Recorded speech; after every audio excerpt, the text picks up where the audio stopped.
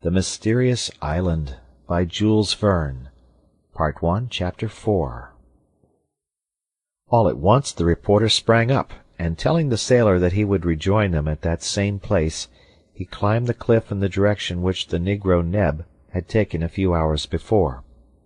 Anxiety hastened his steps, for he longed to obtain news of his friend, and he soon disappeared round an angle of the cliff. Herbert wished to accompany him. "Stop here, my boy," said the sailor. "We have to prepare an encampment, and to try and find rather better grub than these shellfish. Our friends will want something when they come back. There is work for everybody." "I'm ready," replied Herbert. "All right," said the sailor. "That will do. We must set about it regularly. We are tired, cold, and hungry. Therefore we must have shelter, fire, and food. There is wood in the forest, and eggs and nests. We have only to find a house." "Very well," returned Herbert. "I will look for a cove among the rocks, and I shall be sure to discover some hole into which we can creep." "All right," said Pencroft. "Go on, my boy." They both walked to the foot of the enormous wall over the beach, far from which the tide had now retreated, but instead of going towards the north, they went southward. Pencroft had remarked, several hundred feet from the place at which they landed, a narrow cutting, out of which he thought a river or stream might issue. Now, on the one hand, it was important to settle themselves in the neighborhood of a good stream of water, and on the other it was possible that the current had thrown Cyrus Harding on the shore there. The cliff, as has been said, rose to a height of 300 feet, but the mass was unbroken throughout, and even at its base, scarcely washed by the sea, it did not offer the smallest fissure which would serve as a dwelling. It was a perpendicular wall of very hard granite, which even the waves had not worn away. Towards the summit fluttered myriads of sea-fowl, and especially those of the web-footed species with long, flat, pointed beaks, a clamorous tribe, bold in the presence of man, who probably for the first time thus invaded their domains. Pencroft recognized the skua and other gulls among them, the voracious little sea-mew, which in great numbers nestled in the crevices of the granite. A shot fired among this swarm would have killed a great number, but to fire a shot a gun was needed, and neither Pencroft nor Herbert had one. Besides this, gulls and sea-mews are scarcely eatable, and even their eggs have a detestable taste. However, Herbert, who had gone forward a little more to the left, soon came upon rocks covered with seaweed, which, some hours later, would be hidden by the high tide. On these rocks, in the midst of slippery wrack, abounded bivalve shellfish, not to be despised by starving people. Herbert called Pencroft, who ran up hastily. "Here are mussels!" cried the sailor. "These will do instead of eggs." "They are not mussels," replied Herbert, who was attentively examining the mollusks attached to the rocks. "They are lithodomes." "Are they good to eat?" asked Pencroft. "Perfectly so." "Then let us eat some lithodomes." The sailor could rely upon Herbert. The young boy was well up in natural history, and always had had quite a passion for the science. His father had encouraged him in it by letting him attend the lectures of the best professors in Boston, who were very fond of the intelligent, industrious lad. And his turn for natural history was, more than once in the course of time, of great use, and he was not mistaken in this instance.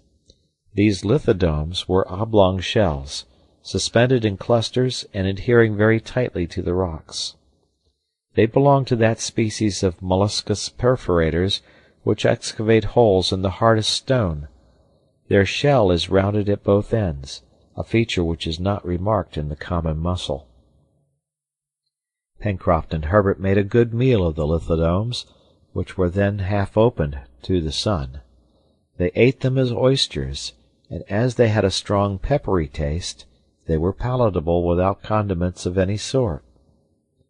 Their hunger was thus appeased for the time, but not their thirst, which increased after eating these naturally spiced mollusks.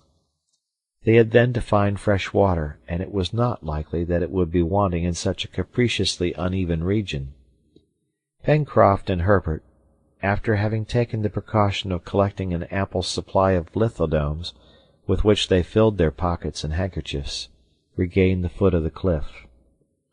200 paces farther they arrived at the cutting, through which, as Pencroft had guessed, ran a stream of water. Whether fresh or not was to be ascertained. At this place the wall appeared to have been separated by some violent subterranean force. At its base was hollowed out a little creek, the farthest part of which formed a tolerably sharp angle. The watercourse at that part measured 100 feet in breadth, and its 2 banks on each side were scarcely 20 feet high. The river became strong almost directly between the 2 walls of granite, which began to sink above the mouth. It then suddenly turned and disappeared beneath the wood of stunted trees half a mile off. "Here is the water, and yonder is the wood we require," said Pencroft. "Well, Herbert, now we only want the house." The water of the river was limpid. The sailor ascertained that at this time, that is to say, at low tide, when the rising floods did not reach it, it was sweet. This important point established, Herbert looked for some cavity which would serve them as a retreat, but in vain. Everywhere the wall appeared smooth, plain, and perpendicular. However, at the mouth of the watercourse, and above the reach of the high tide, the convulsions of nature had formed, not a grotto, but a pile of enormous rocks, such as are often met with in granite countries, and which bear the name of Chimneys. Pencroft and Herbert penetrated quite far in among the rocks, by sandy passages in which light was not wanting, for it entered through the openings which were left between the blocks, of which some were only sustained by a miracle of equilibrium. But with the light came also air, a regular corridor gale, and with the wind the sharp cold from the exterior.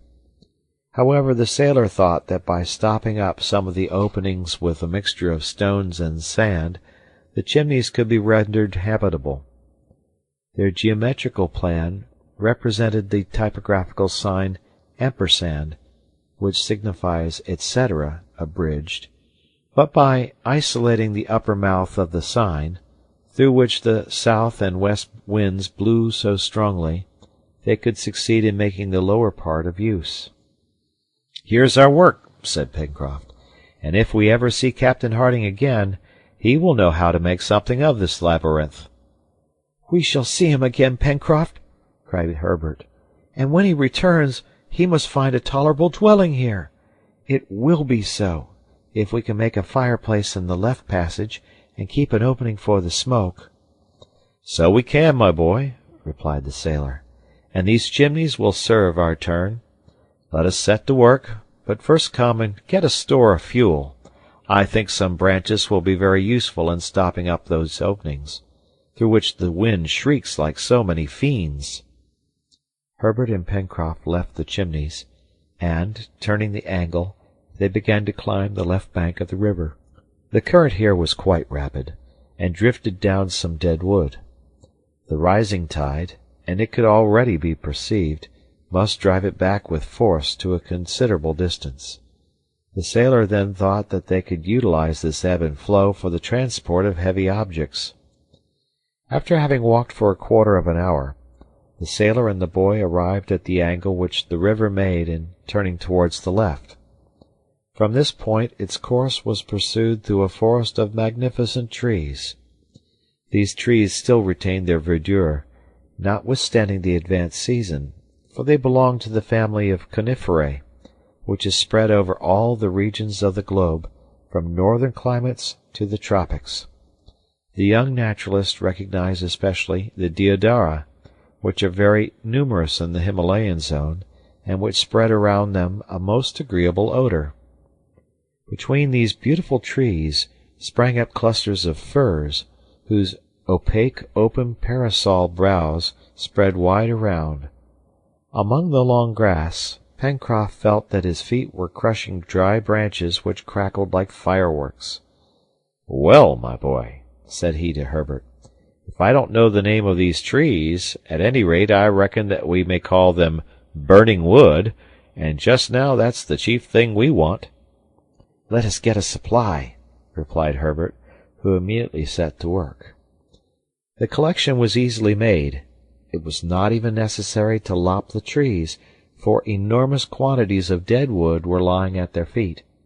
But if fuel was not wanting, the means of transporting it was not yet found. The wood, being very dry, would burn rapidly. It was therefore necessary to carry to the Chimneys a considerable quantity, and the loads of 2 men would not be sufficient. Herbert remarked this. "Well, my boy," replied the sailor, "there must be some way of carrying this wood. There's always a way of doing everything. If we had a cart or a boat it would be easy enough." "But we have the river," said Herbert. "Right," replied Pencroft. "The river will be to us like a road which carries of itself, and rafts have not been invented for nothing." "Only," observed Herbert, "at this moment our road is going the wrong way, for the tide is rising." "We shall be all right if we wait until it ebbs," replied the sailor, "and then we will trust it to carry our fuel to the Chimneys. Let us get the raft ready." The sailor, followed by Herbert, directed his steps towards the river. They both carried, each in proportion to his strength, a load of wood bound in faggots. They found on the bank also a great quantity of dead branches in the midst of grass, among which the foot of man had probably never before trod. Pencroft began directly to make his raft. In a kind of little bay, created by a point of the shore which broke the current, the sailor and the lad placed some good-sized pieces of wood, which they had fastened together with dry creepers. A raft was thus formed, on which they stacked all they had collected, sufficient indeed to have loaded at least 20 men. In an hour the work was finished, and the raft moored to the bank, awaiting the turning of the tide. There were still several hours to be occupied, and with one consent Pencroft and Herbert resolved to gain the upper plateau, so as to have a more extended view of the surrounding country. Exactly 200 feet behind the angle formed by the river, the wall, terminated by a fall of rocks, died away in a gentle slope to the edge of the forest. It was a natural staircase. Herbert and the sailor began their ascent. Thanks to the vigor of their muscles, they reached the summit in a few minutes, and proceeded to the point above the mouth of the river. On attaining it, their first look was cast upon the ocean, which not long before they had traversed in such a terrible condition. They observed with emotion all that part to the north of the coast on which the catastrophe had taken place. It was there that Cyrus Harding had disappeared. They looked to see if some portion of their balloon, to which a man might possibly cling, yet existed. Nothing. The sea was but one vast watery desert. As to the coast, it was solitary also. Neither the reporter nor Neb could be anywhere seen, but it was possible that at this time they were both too far away to be perceived. "Something tells me," cried Herbert, "that a man as energetic as Captain Harding would not let himself be drowned like other people. He must have reached some point of the shore. Don't you think so, Pencroft?" The sailor shook his head sadly. He had little expected ever to see Cyrus Harding again, but wishing to leave some hope to Herbert, "Doubtless, doubtless," said he. "Our engineer is a man who would get out of a scrape to which anyone else would yield." In the meantime he examined the coast with great attention. Stretched out below them was the sandy shore, bounded on the right of the river's mouth by lines of breakers. The rocks which were visible appeared like amphibious monsters reposing in the surf. Beyond the reef the sea sparkled beneath the sun's rays. To the south a sharp point closed the horizon, and it could not be seen if the land was prolonged in that direction, or if it ran southeast and southwest, which would have made the coast a very long peninsula. At the northern extremity of the bay, the outline of the shore was continued to a great distance in a wider curve. There the shore was low, flat, without cliffs, and with great banks of sand, which the tide left uncovered. Pencroft and Herbert then returned towards the west. Their attention was first arrested by the snow-topped mountain, which rose at a distance of 6 or 7 miles. From its first declivities to within 2 miles of the coast were spread vast masses of wood, relieved by large green patches, caused by the presence of evergreen trees. Then from the edge of this forest to the shore extended a plain, scattered irregularly with groups of trees. Here and there on the left sparkled through glades the waters of a little river. They could trace its winding course back towards the spur of the mountain, among which it seemed to spring. At the point where the sailor had left his raft of wood, it began to run between the 2 high granite walls. But if on the left bank the wall remained clear and abrupt, on the right bank, on the contrary, it sank gradually.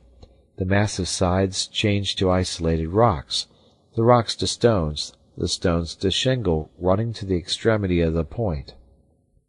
"Are we on an island?" murmured the sailor. "At any rate, it seems to be big enough," replied the lad. "An island, ever so big, is an island all the same," said Pencroft. But this important question could not yet be answered. A more perfect survey had to be made to settle the point. As to the land itself, island or continent, it appeared fertile, agreeable in its aspect, and varied in its productions. "This is satisfactory," observed Pencroft, "and in our misfortune we must thank Providence for it." "God be praised!" responded Herbert, whose pious heart was full of gratitude to the author of all things. Pencroft and Herbert examined for some time the country on which they had been cast, but it was difficult to guess after so hasty an inspection what the future had in store for them. They then returned, following the southern crest of the granite platform, bordered by a long fringe of jagged rocks, of the most whimsical shapes. Some hundreds of birds lived there nestled in the holes of the stone. Herbert, jumping over the rocks, startled a whole flock of those winged creatures. "Oh!" cried he, "those are not gulls nor sea-mews." "What are they, then?" asked Pencroft. "Upon my word, one would say they were pigeons." "Just so, but there are wild or rock pigeons. I recognize them by the double band of black on the wing, by the white tail, and by the slate-colored plumage. But if the rock pigeon is good to eat, its eggs must be excellent, and we will soon see how many they may have left in their nests." "We will not give them time to hatch, unless it is in the shape of an omelette," replied Pencroft merrily. "But what will you make your omelette in?" asked Herbert. "In your hat?" "Well," replied the sailor, "I am not quite conjurer enough for that. We must come down to eggs in the shell, my boy, and I will undertake to dispatch the hardest." Pencroft and Herbert attentively examined the cavities in the granite, and they really found eggs in some of the hollows. A few dozen being collected, were packed in the sailor's handkerchief, and as the time when the tide would be full was approaching, Pencroft and Herbert began to redescend towards the watercourse. When they arrived there, it was an hour after midday. The tide had already turned. They must now avail themselves of the ebb to take the wood to the mouth. Pencroft did not intend to let the raft go away in the current without guidance, neither did he mean to embark on it himself to steer it. But a sailor is never at a loss when there is a question of cables or ropes, and Pencroft rapidly twisted a cord, a few fathoms long, made of dry creepers. This vegetable cable was fastened to the after part of the raft, and the sailor held it in his hand while Herbert, pushing off the raft with a long pole, kept it in the current. This succeeded capitally. The enormous load of wood drifted down the current. The bank was very equal. There was no fear that the raft would run aground, and before 2 o'clock they arrived at the river's mouth, a few paces from the Chimneys. Chapter 4